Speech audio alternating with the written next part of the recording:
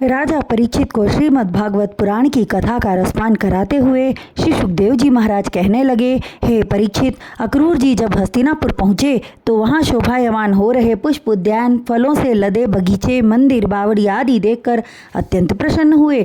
नगर की शोभा देखते हुए वे हस्तिनापुर के राजमहल के निकट पहुँचे और रथ से उतरकर भीष्म पितामह, विदुर, द्रोणाचार्य आदि से भेंट करने के लिए गए। अक्रूर जी ने उपस्थित जनों को यथोचित प्रणाम तथा दंडवत किया।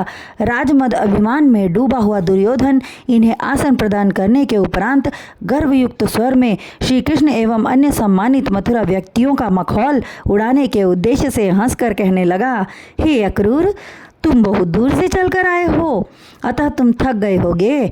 पहले जलपान कर लो, फिर हम समाचार पूछेंगे।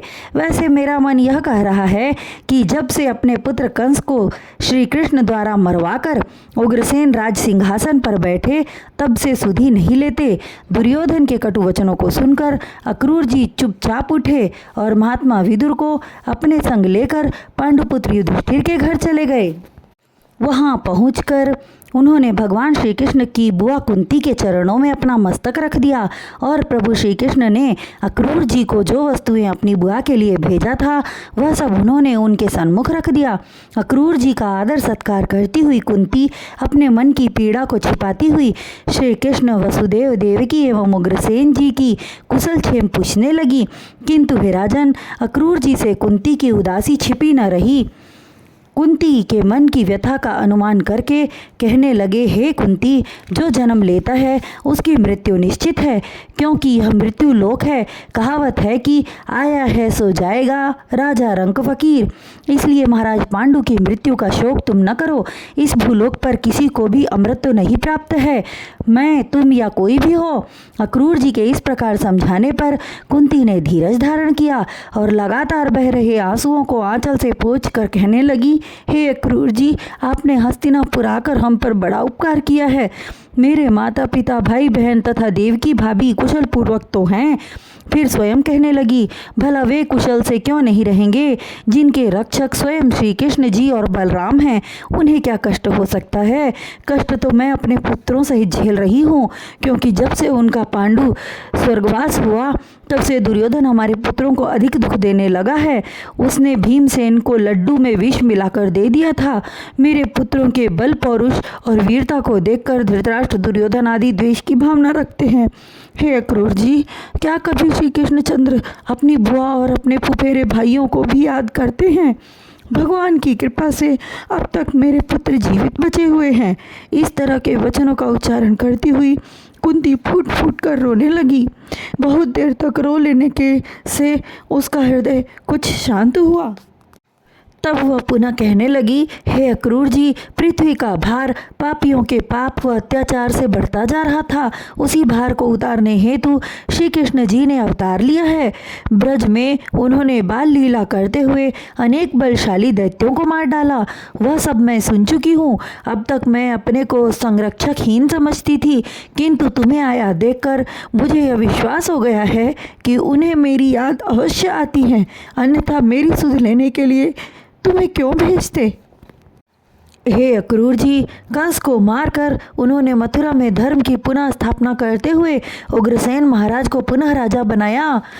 मैं उनके आगमन की प्रतीक्षा में दिन रात मार्ग निहारती हूँ। कब आकर मेरी रक्षा करेंगे, मेरे कष्टों का निवारण करेंगे?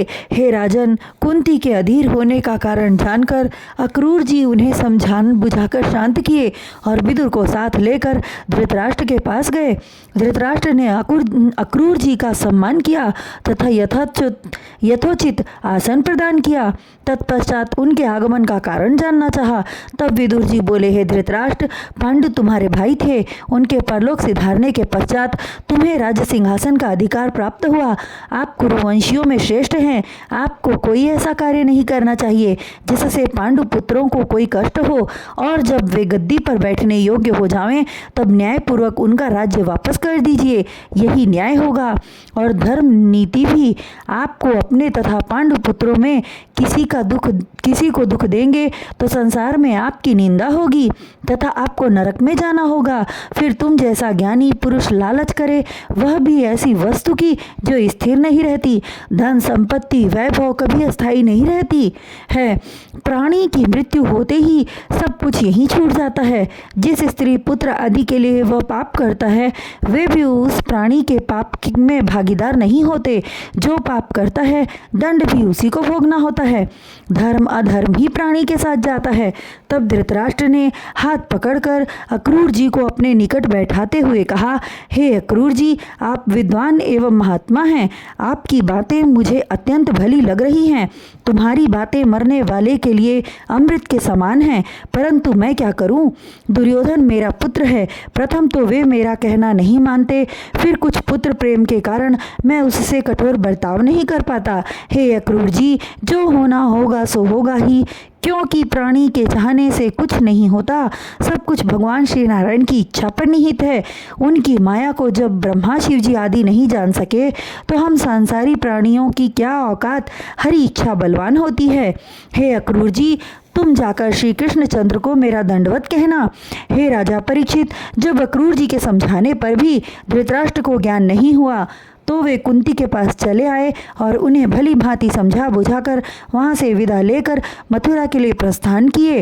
भगवान श्री कृष्ण उनकी प्रतीक्षा कर रहे थे। मथुरा पहुंचकर अक्रूर जी ने सारा वृत्तांत बलराम तथा श्री कृष्णचंद्र को सुनाया। देवकी नंदन हस्तिनापुर का समाचार सुनकर मंद मंद मुस्कुराने लगे।